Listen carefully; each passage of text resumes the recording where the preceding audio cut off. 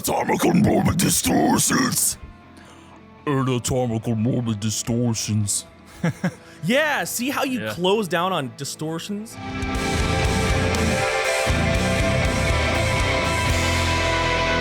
What's up, everybody? Mark with Cardivox Academy here, and there are a couple things I always say. Today we're doing something cool, and it's because we always do cool stuff here, right?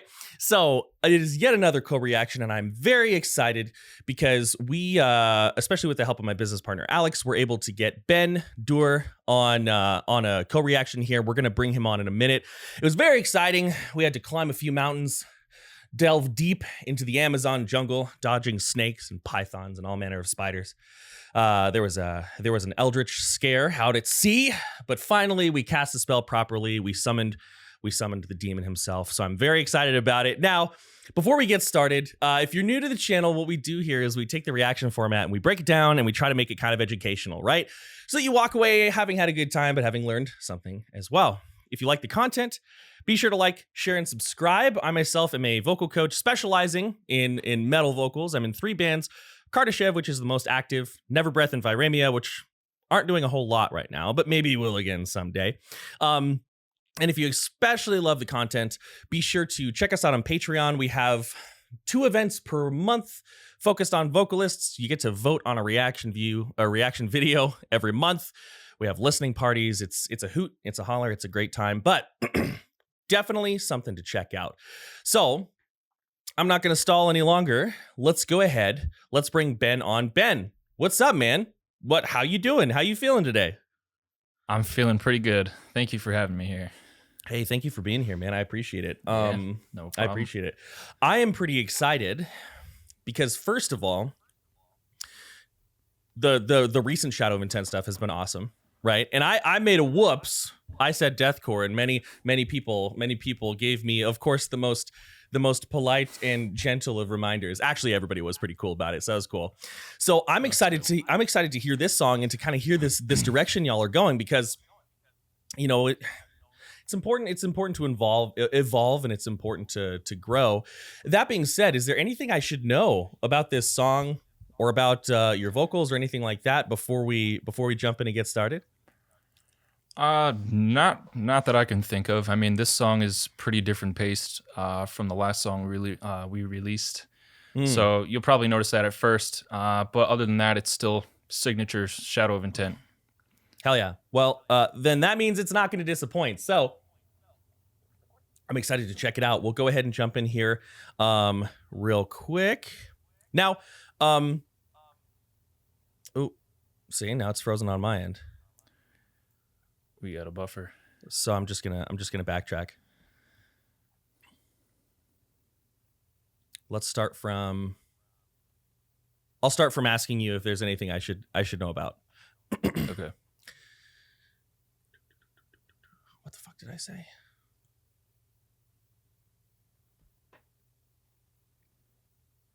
What the fuck? Where the fuck did I leave off? Jesus Christ! And here's me being like, just myself. and here's me being like, just roll with it, buddy. And now I'm just like, hooka. All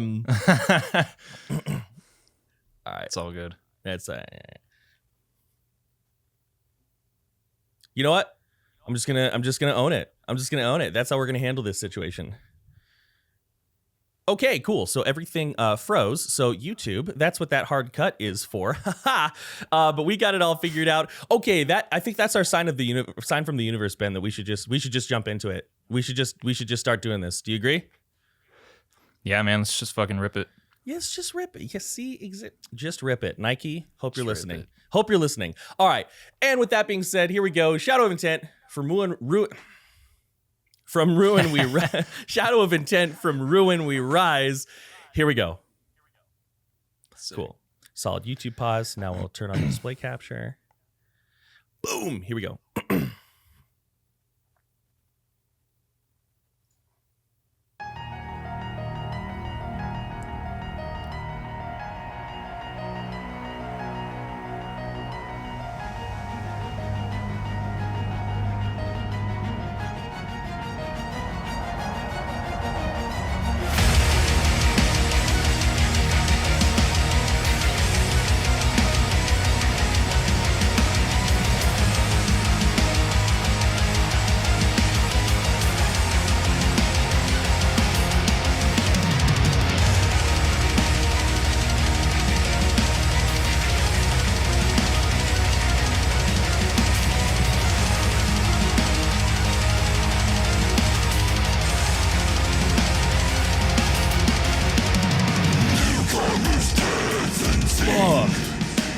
I'm going to piss everybody off and I'm going to pause because I want to talk about that intro, and then we're going to listen to Jesus, Lord in heaven, those vocals. Okay. Anyways, so I definitely hear the changes in direction that Shadow of Intent is going, like the strings. You know, before the call, we were all, you and Alex and I, we were talking about like almost like a symphonic metal vibe. That sounds really cool, man. I'm very excited to see where this goes. What was the kind of basis for the, you know, the desire to change the sound so, to my ear, so drastically? I mean, when we first started this has kind of always been the point we've wanted to get to. Before, we were kind of limited by, you know, production knowledge and lack of plugins or what have you, you know, for the orchestral stuff. So we kind of just rolled with whatever we had at the time. Yeah. But now we're a lot more experienced. Chris has a lot more knowledge with this kind of stuff, especially, you know, incorporating it into the songwriting. So now that we're here, we're just kind of running with it and seeing what we can do. Yeah. That was the whole point in the beginning. Makes sense. You got the tools, use them, right? You got the tools and you know how to use them. Yeah, basically. Use them. Okay. Well, hell yeah. It sounds awesome. I'm going to go back a little bit, and then we're going to sop up a good amount of the gravy of these vocals coming up here. Here we go.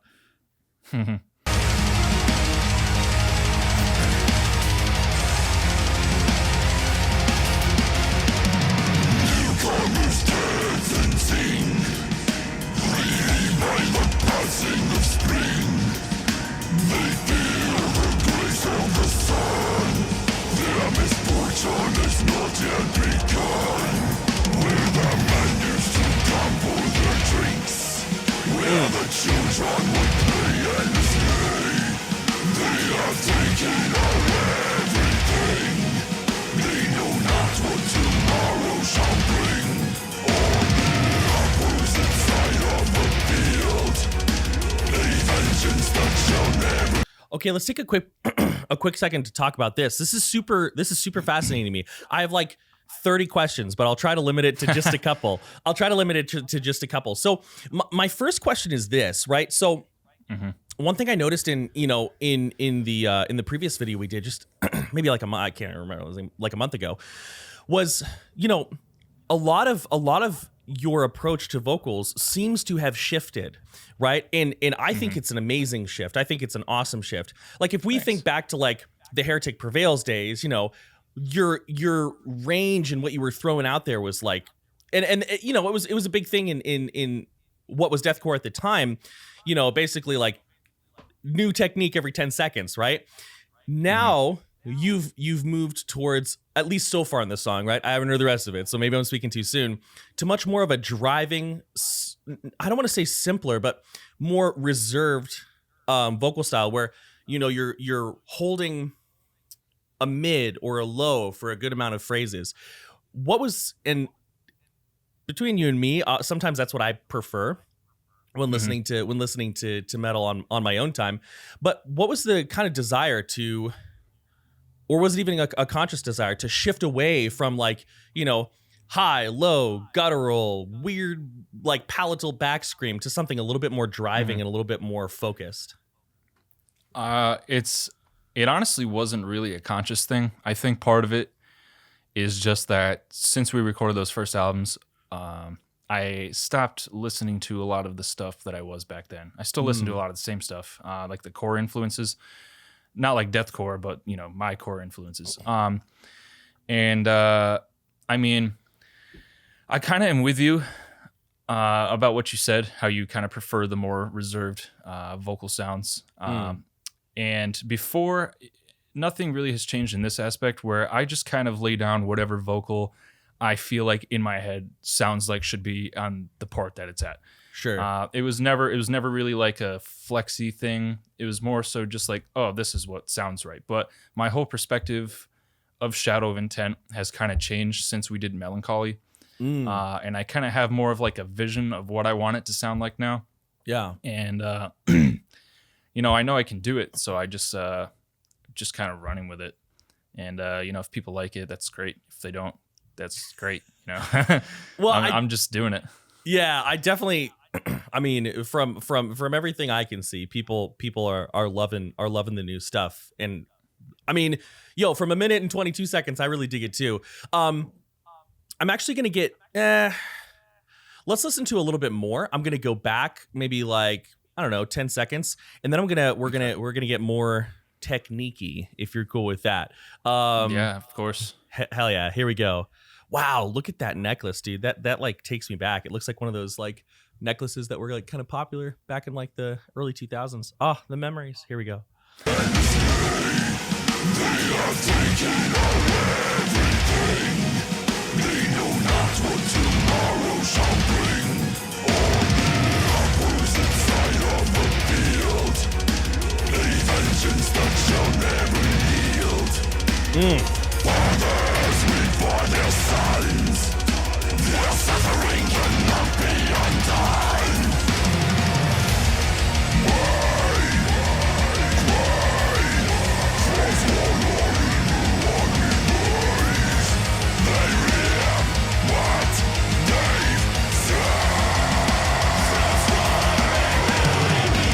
All right, we're gonna give the singing its own time.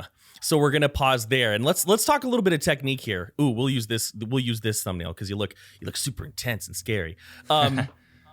So one of the many things that I think kind of sets you apart and makes your vocals, for me particularly interesting and enjoyable to listen to, is there are two things we're going to talk about. The first is the way that you shift tone and resonance on the same scream, right? So for example, you know, you're not moving. It's not like you're going from, especially in this song. This song is a really good example of this, and I love it because like the instrumentation, the composition is kind of pulled back, and your vocals are sitting very far forward, which is really like making my job easy because I'm like able to hear everything that you're doing. But you'll have like, you're not going from like a low to a high. You're going from a low, making a minor adjustment.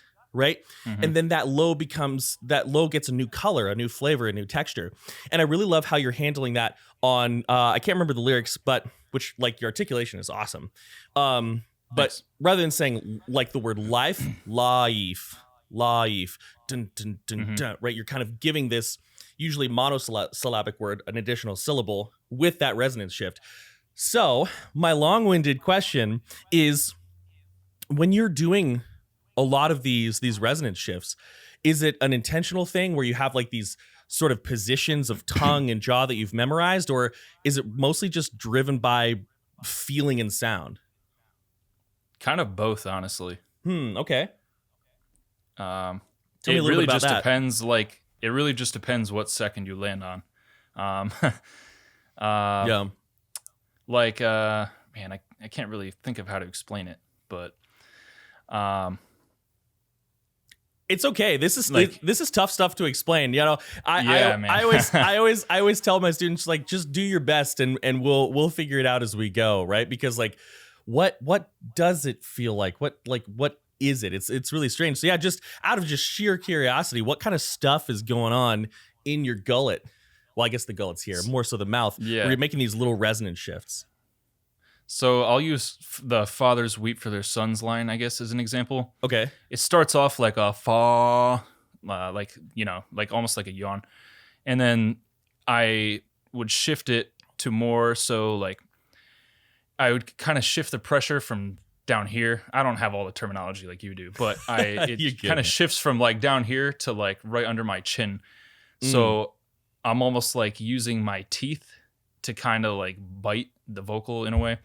If that makes sense. Yes. So like fathers weep is kind of like a pulled back feeling. And I mean, none of that is really conscious. That's just kind of, you know, how it comes out. But the feeling of the parts definitely play a large role because there is some stuff I might do or might not do depending on that.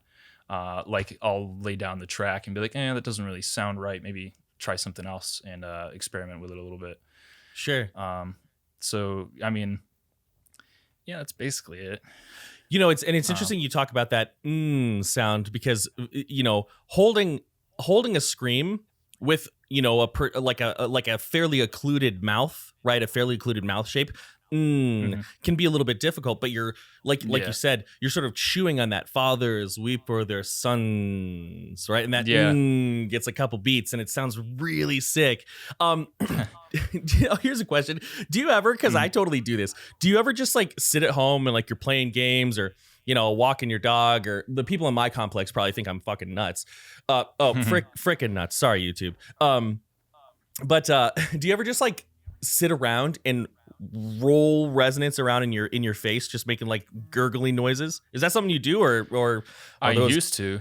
Yeah. Oh, dude, Yeah, I still do it. I still do it all the time. I used to just sit around and just make the weirdest tones I could and just jump all over the place, and hold like the same breath for like as long as I could while I was doing it, just to see.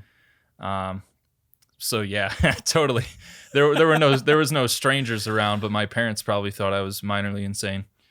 Oh yeah, dude. That was.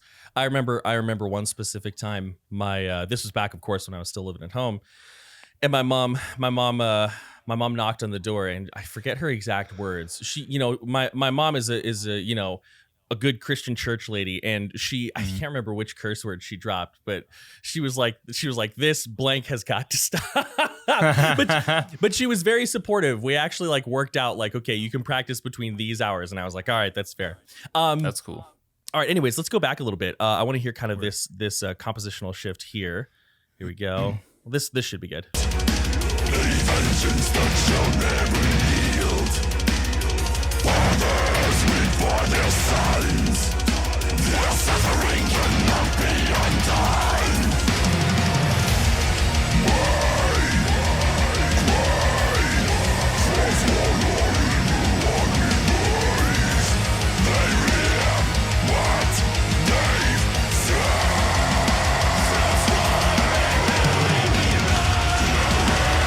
Ah, yes.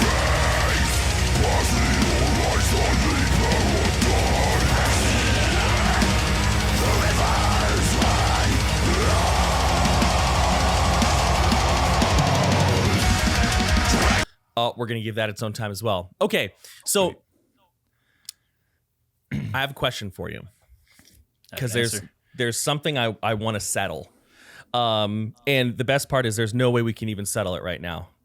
But oftentimes, and I'm guilty of this. Oftentimes, I made a whole video about it, and then I eventually was like, nah, I don't like this video, so it's not there anymore. Oftentimes, we hear the term false chord high thrown around, right? And I'm not in love with that term. Like, if I'm hanging out with somebody and they're like, oh, I love false chord highs, I'm just going to be like, yeah, dude, they sound great. I'm not going to be like, well, actually, right? Like, I'm not going to be a part, like, I'm not going to be a wet blanket or anything. But, when we do like a low vocal, right? And, I talked about this in the last video, and apparently I got things pretty close to right. So hell yeah. But like, a lot of this feeling is back behind the tongue of what we traditionally would call a false chord, but it's a lot of arytenoid, right? It's a ton of arytenoid happening here. When I do a high vocal, and it sounds like you approach them very similarly to how I do, sounds very different, but it sounds like the approach is the same. I feel nothing below like, almost like as high as my teeth. Like it feels like it's all sitting on the soft palate. And then these folds we have kind of behind the tonsils called the palatine folds. So when you're doing a high vocal, right? Where do you predominantly feel that distortion being generated? Like right here, I would say. And I kind of use like the roof of my mouth to, play with it a little bit. Yeah, definitely. Now let me pull up Discord so I can see the right here. Where's the right here? Can you point again? Right here. I'm right under. Oh, so we might actually do them a little differently then. We might do them a little bit differently, because when I do a high, like it's all like here. Let me lean away from the mic here so I don't blow anything out. It's all. No, I got to move back because of so many things to remember when you're making these videos, dude. When I do a high, it's like crazy all from up here. If you want, yeah. if you want, you can do one and we can compare. No, I'm not going to put you on the spot. You don't have to, but no, I'll do it. Mine is a little more like this. It does sound a little bit more different, isolated. So you're feeling most of your high vocal here. Is it in kind of a similar place to where you're feeling your lows, like you're more low and mid tones? The mid tones, kind of, yeah. Okay. Yeah, I would say so. Okay. Well, this just opens up a whole lot of other questions, man. So most of the time, well, shit. When you're taking that high vocal, are you modifying your mid? Are you modifying the mid vocal that you're doing, or does it feel like something completely separate? Because like a good example of this is all my lows and gutturals, they're just mids with a big mouth. Right? That's the whole thing. I just go it's just a mid, right? And I make a big shape around it and it turns it into a low. When you're doing your highs, are you doing any sort of manipulation of like the same tone that you make your mids with, or are you doing something different? No, I think it's something completely different, honestly. Even the mid range that I do from the low is like really different feeling. It's different than how you just described how you do yours. Interesting. It's almost like I have to push the tone up for mid, if that makes any sense. Like I feel the lows a lot like right here, but I'll have to like force it up here. Huh. Do you feel when you say that you feel the low down here? I know I'm like blasting a lot of questions at you. I apologize. No, you're fine. You're good. When you're feeling the low, like oftentimes when we talk about vocals, there are like two things that, okay, well, there's a lot, but there are two things that we feel. And like one is the resonance and one is the distortion. And they've got like kind of a funny relationship, right? I talk to my students about this all the time. It's like your resonance is going to guide your distortion, but they're rarely going to be in the same place. So like it's like your little brother. If I don't know if you have a little brother, I was this little brother, but your mom's like, okay, you got to take your brother to the mall with your friends. And you're like, God, all right, come on. And then you get to the mall and you're like, all right, you have to walk 20 feet behind. And that's kind of how it is. So like, here's our resonance and here's our distortion. And they have a relationship where they sort of move together. So where I'm going with this is, do you feel the vibration of sound, or do you feel the creation of grit, which is the actual distorted sound that we're hearing? What is it that you feel down here, just out of sheer curiosity? I feel a lot of the grit that you mentioned. The grit down here? Yeah. This is fascinating. And it depends. It kind of depends what I do. Like I have my lows, but I have like, to me anyways, like 10 different types of lows. Yeah, you do. That I like to do. So they all have a little bit different feeling from one another. But the one that I generally do the most, yeah. Fascinating. Interesting. I would say that I feel the grit of every type of vocal I do somewhere from the base of the tongue up to like the uvula, the little punching bag in the back. You and I would have to have like probably 5 hours to just sit uninterrupted and just compare vocals. We'd have to have a lot of time to do that. Let's go back a little bit and let's hear this section coming up. We'll go back to the spooky thumbnail. Here we go.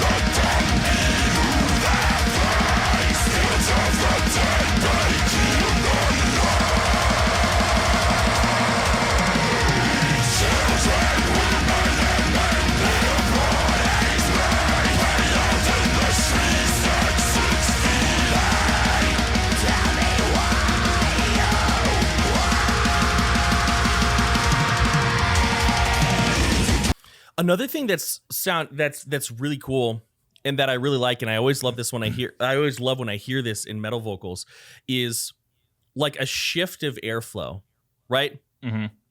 It seems to me like when you are like holding your E's, like not just the letter E, but the actual phoneme E. Mm-hmm. It seems to me that there's a little bit of an an airflow shift there, right? And we hear that a lot on lows as well. Do you consciously change your airflow, like let a little bit more air, hold a little bit more air back to change the tone? Or is it kind of something that you just do in the moment and you're just like, I don't know, this sounds cool? Tell me a little bit about that, because airflow stuff is almost as interesting as distortion stuff, at least to me. I think that, yeah, I would say it's a conscious decision that I make. I don't really know how to describe it because it's just like, a quick in the moment thing. I never really stopped to think about it. But yeah. One thing that I found, and I personally don't have any use for this type of sound that I'm going to talk about, other than just having fun. But one thing that I've done just for fun, especially when I was learning, was play with just empty airflow to hear how it sounds. It's like you can take like a high, or I'm sorry, a low, and you can go, or you can go. Yeah, and those two different airflows can really make a difference. And it seems like you're kind of doing it on an E, like there's an or an right, a hiss versus a more compressed release. And that's really hard to control too. So killer job, of course. Thank you. Yeah, super neat. Now, I have a question, and you don't have to do it, right? I'll never put you on the spot. But one thing that I really, on my own time, when I'm listening to a band and I'm trying to figure out, what's going on or a different way to approach it, I'll take a scream and I'll pull it back not as far as in location, but I'll sort of slowly turn down the volume to its baseline ingredients, right? So to show you an example of what I'm talking about, because I know that that's kind of vague, what I'll do is I'll take like we can do lows, doesn't matter, right? I'll take a low and I'll slowly turn down the volume. So right there like that. So like that is that's the basis, and that's those arytenoids going like click click click. A lot of people will hear that and they'll think that it's a fry. It is not. But so when you pull it back, it sounds silly. But it reveals a lot of what's yeah, dude. Give it a shot. My camera just stopped. Here we go. Your camera just stopped. Now we're set again. Nice. Yeah, feel free to give it a try. It's super fun to do, and it's kind of it was a big way that I kind of got a little bit more in touch with what I was doing way back in the day. You can give it a shot if you want to, but if you're also like, screw that. Yeah, give it a try. They're a little different than your dude, so I'm curious to see how it would go.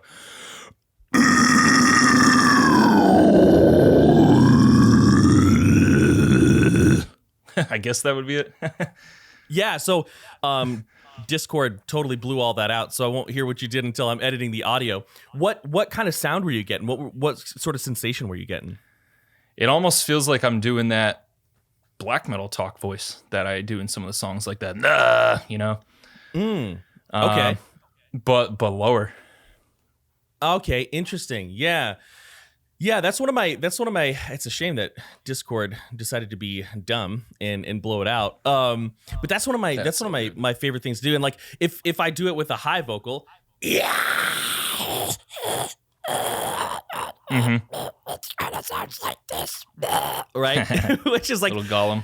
Yeah, like a little. Yeah, it's almost like Gollum. Like if I was like, What's this, precious? and no, you're totally right. So if I take if I take a Gollum impression, Let's take this, precious. I take the true chord out of it. Let's take this. What do your highs feel? What do your highs feel like? Ooh, this is fun. I'm having a good time. What do your highs feel like if you were to pull it back like that? Let's see. My precious. It's so weird. It's very like dying cat-esque, I guess. Dude, yeah, I like the dying, like a dying. Well, for me, it's going to sound a little bit different, of course, but like this dying cat, like that's kind of what comes out for me. Yeah, I do that, dude. I do that all the time. I'm always sitting here like I've never tried that before. That's interesting. Yeah, it's kind of a fun way to pick apart your own process and then try new things. Not that you necessarily need to change what you're doing, because this all sounds awesome. But anyways, let's go ahead. Let's jump back to it. I'm going to go back to like your bandmates are also solid singers. Oh yeah, Chris and Andrew. Even Bryce sings. Everybody sings in this band. Well, Chris, Andrew, and Bryce sounds sick. If you're watching, now you know. Here we go.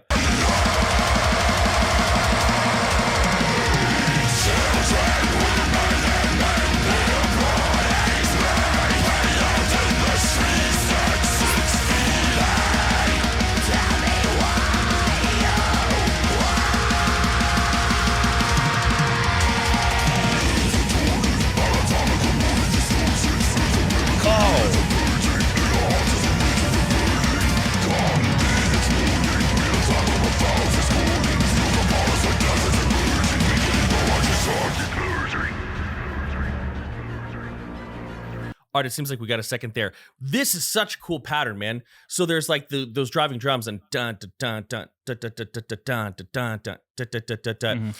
What's your lyric writing process? What does that look like for you? Because a lot of times, I think people, aspiring vocalists, they focus a lot on creating the sound, like creating the tunnel throat or whatever, and then I had this experience. You figure out the sound and you're like, oh, I've got it. And then you sit down to write lyrics and you're like, whoa, how do I cooperate with this song? How do I cooperate with everything that's going on? And that pattern just kind of made me curious. What is your process? Do you write lyrics early? Does your band kind of flesh everything out and then you come through at the end? And then when you have the music, what sort of things do you do to, supplement and drive the song? Yeah. So basically I just when I listen to it, usually the first time around I'll hear like just a pattern or vowel sounds or something, something to build off of, and I already have the idea of what I want it to be about in mind. So I just kind of think what context can I use in this spot, and then I'll just kind of build off of it from there. Like I'll always try to match the words that I'm trying to convey to the flow that I have in my head. And it takes a while. Usually it does take a while.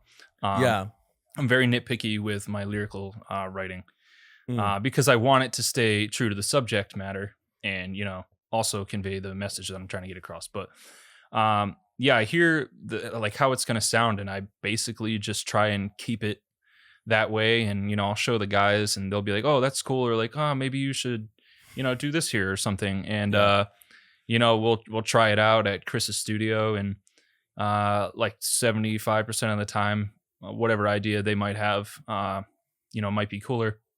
So that happens sometimes. That part in particular, I heard like as soon as I heard the song for the first time, and I knew I just kind of wanted to roll, and I started just thinking of lyrics, just running down my brain.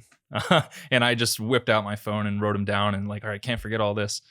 So that's how that went. That's pretty much the case for every song though. Yeah.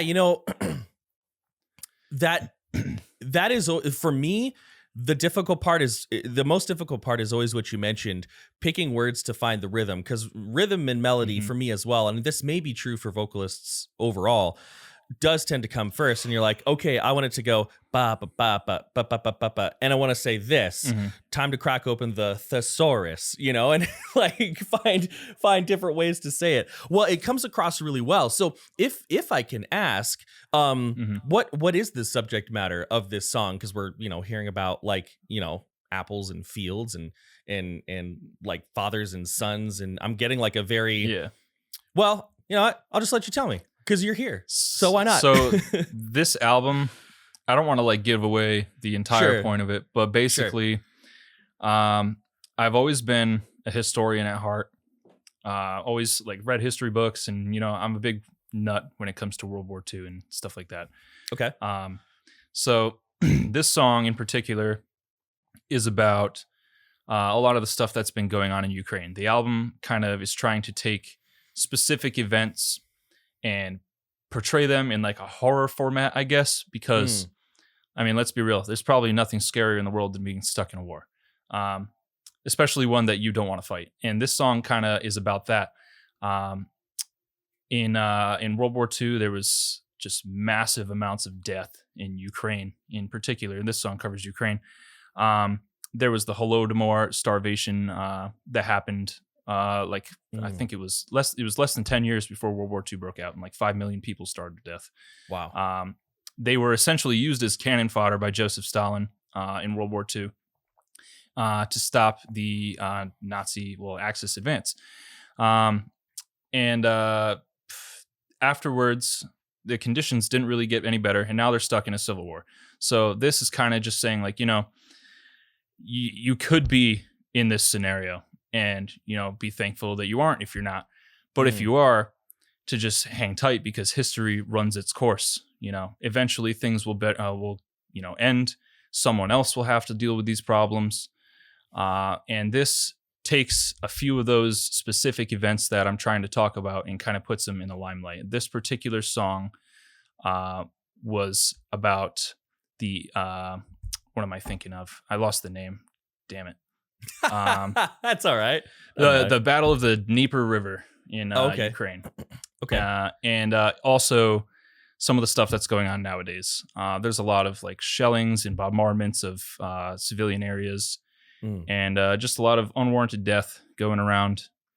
So that song covers this. And at the end of everything on the album, it kind of just, portrays, this is why we talked about this stuff.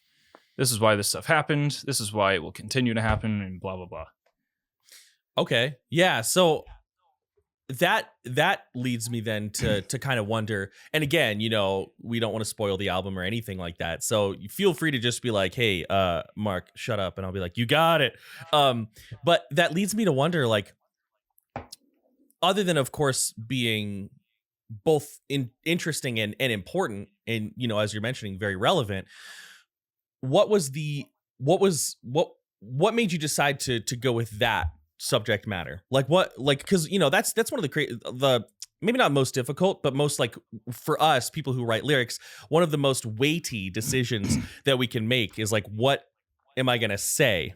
And then that question is usually preceded by a reason to do it, right? So it's a really cool subject matter. I'm definitely not questioning your choice, but I am curious about the choice. What was it that kind of sparked within you, like, this is what I want to talk about, and here's why?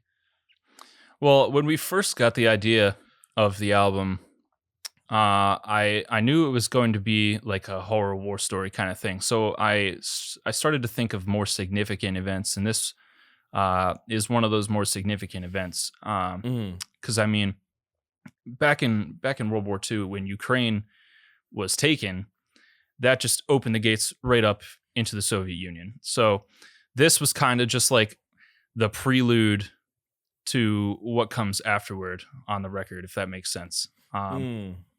So that is why I chose this subject. There's a couple other ones on the album that are similar. And just the overall amount of death that's taking place in this area. I mean, just between the two things I described, there was, I think, like 11 million, 12 million dead in a span of 15 years in this country. Jeez. Holy cow. So, I mean, it's a really brutal subject. And unfortunately, with songs, you can only talk about so much, But that is why it's a very weighty subject. Incredibly weighty subject. And I feel like probably a difficult one to talk about, because you want to, like,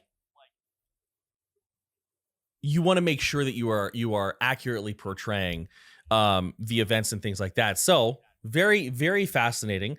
I feel like I need to rest and reflect on what I've learned and allocate my skill points from like the history lesson I just got. Okay, cool. Well, dang, that makes me even like more engaged in this song now that I know a little bit more of the subject matter. Let's go back a little bit. And then it sounds like we've got a pretty cool section coming up here. So also, like, the color grade, I don't know anything about making videos. Or like music videos, right? Like, when it comes to my video editing knowledge, I know the bare minimum of what I need to edit a reaction video, right? But the color grading on this is just gorgeous. Like, the whole video is just beautiful to look at. But anyways, here we go. Yeah, Joey does a good job. Joey, if you're out there, you did a good job. I love it. Chef's kiss. Here we go.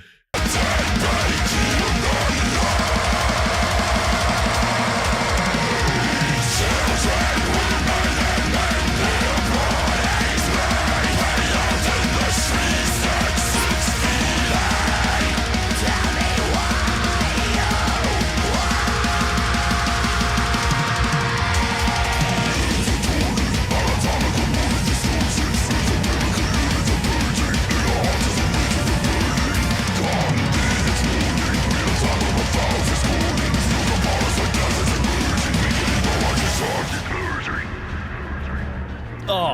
I love that delay, that gurgle. Oh, love that.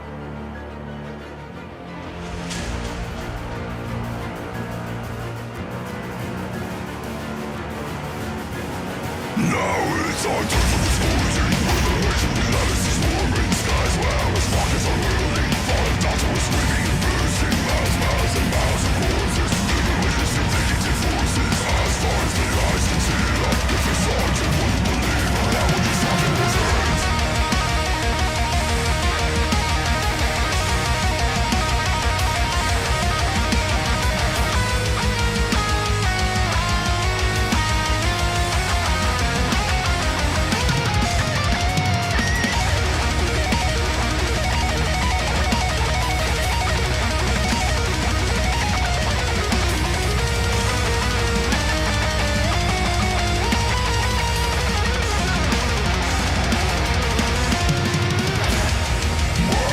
Oh yeah, we got it. We got to talk about that. So yeah, man, I'm hearing a lot of what we kind of just loosely talked about before we actually started recording. There's definitely a lot more of like, anthemic is not the right word, but a lot more of like, I hate the word epic, bro. Epic is like, what does that even mean anymore? There's definitely a very Anthemic's like a good one.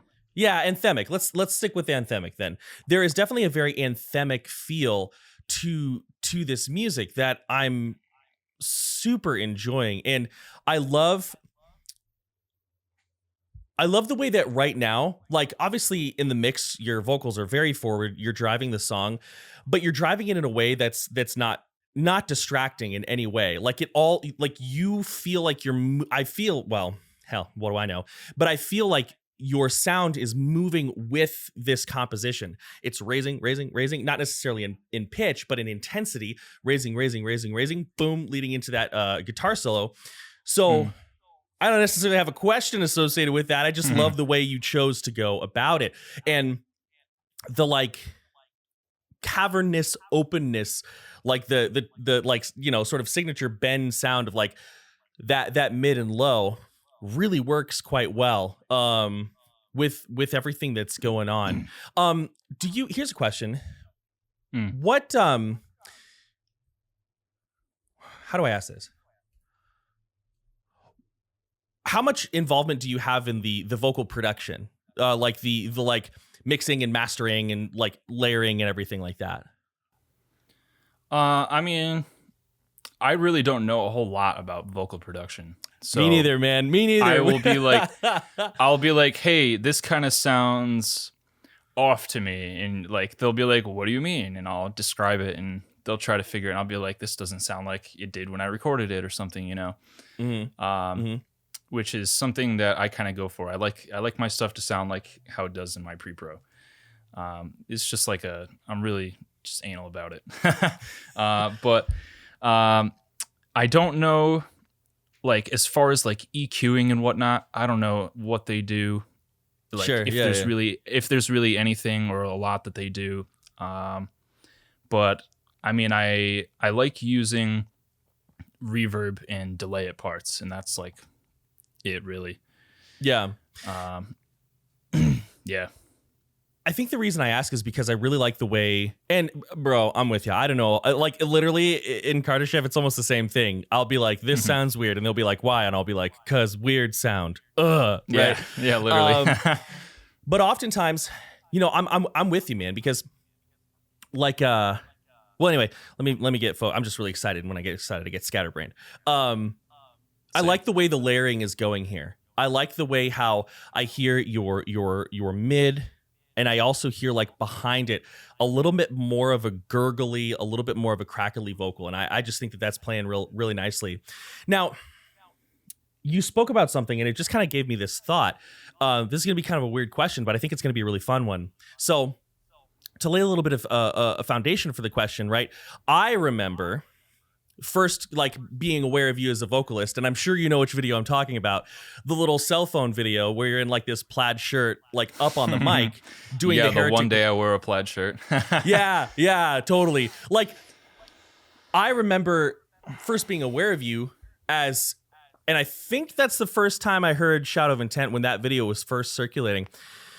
And having that thought, being like, damn, like him just standing there on a cell phone sounds a lot like, because after that I was like, I gotta go see what like what the hell, like pause what I'm doing, go look up this band, right?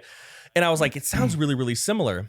And I think, and I could be totally wrong with this, like anybody who like studies like the cultural shifts of metal could totally correct me, but I kind of feel like you were one of the main players and like potentially what like we could call, I'm gonna get some pushback, but I'm gonna say it.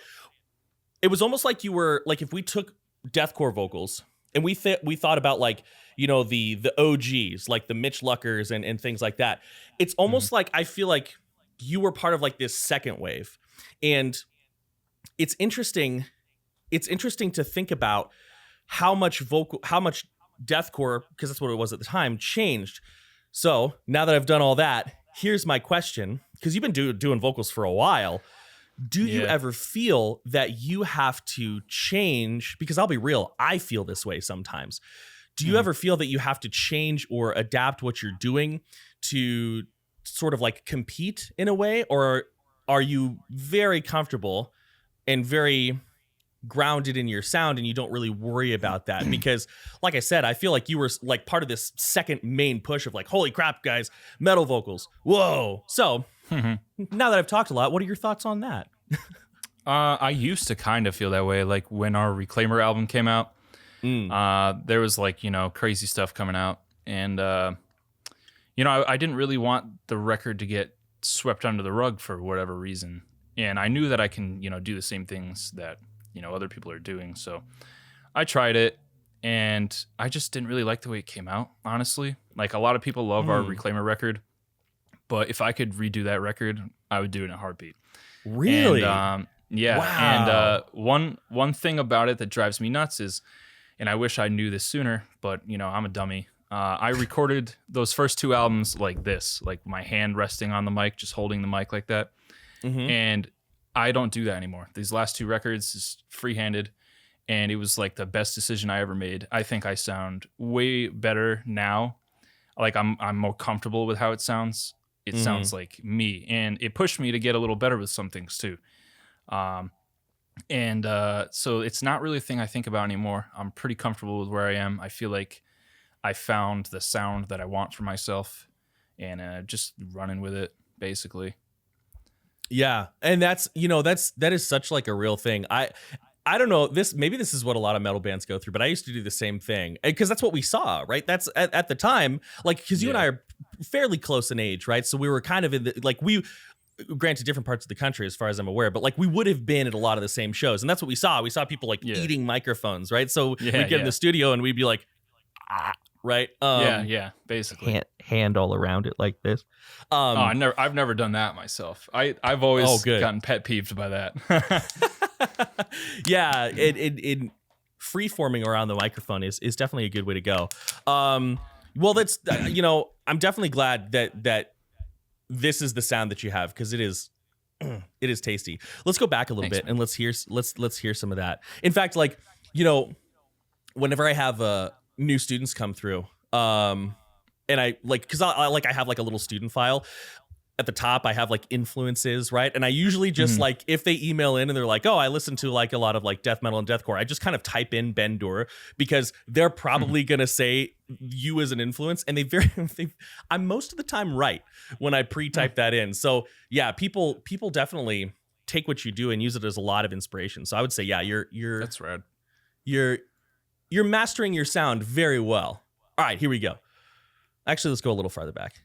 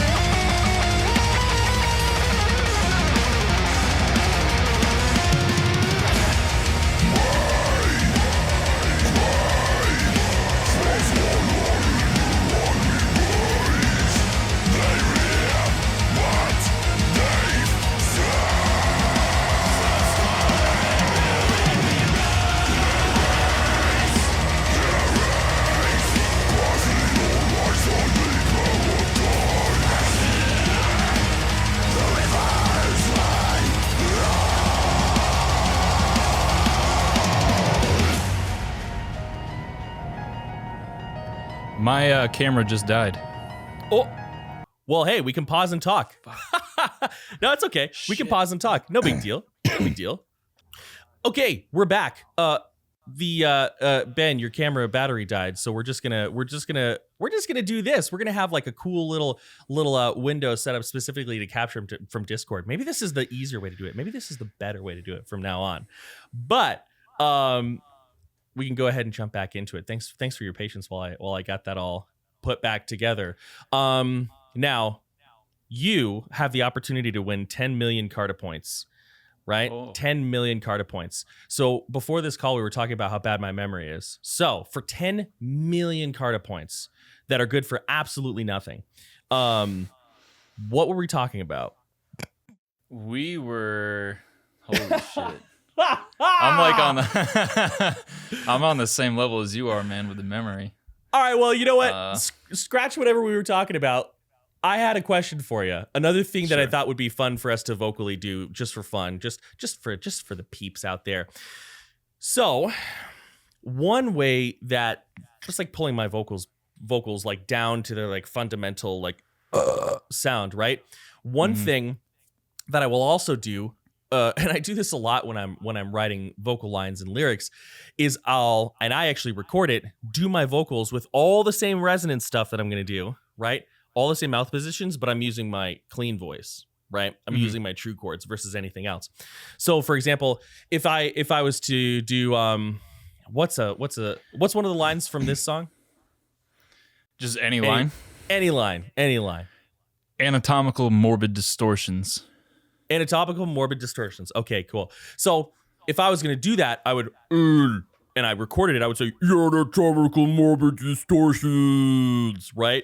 Yeah. And that's what's going on underneath my actual metal vocals. Or that's what I should let me rephrase that. That's what my metal vocals are going through. So what could be fun for us to do is, and we can use that line. We can use that line or any line of your choosing.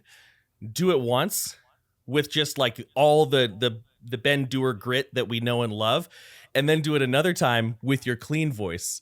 And that will just kind of expose all the resonance stuff going on. You want to do it? You don't have to. I'm down to do it.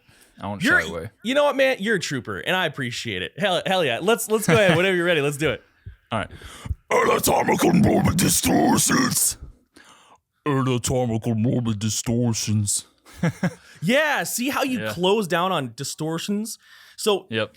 That's kind of nuts. So there's a sound in phonetics called the schwa, right? And the schwa is basically like a vowel that gets no love, like the first vowel in the word tomorrow, right? See how you just glaze over it?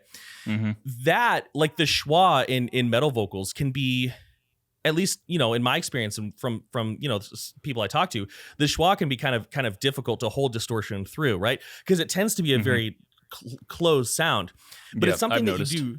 Yeah. Okay. You know what I'm talking about, but you're doing it with like suns, distortions, and like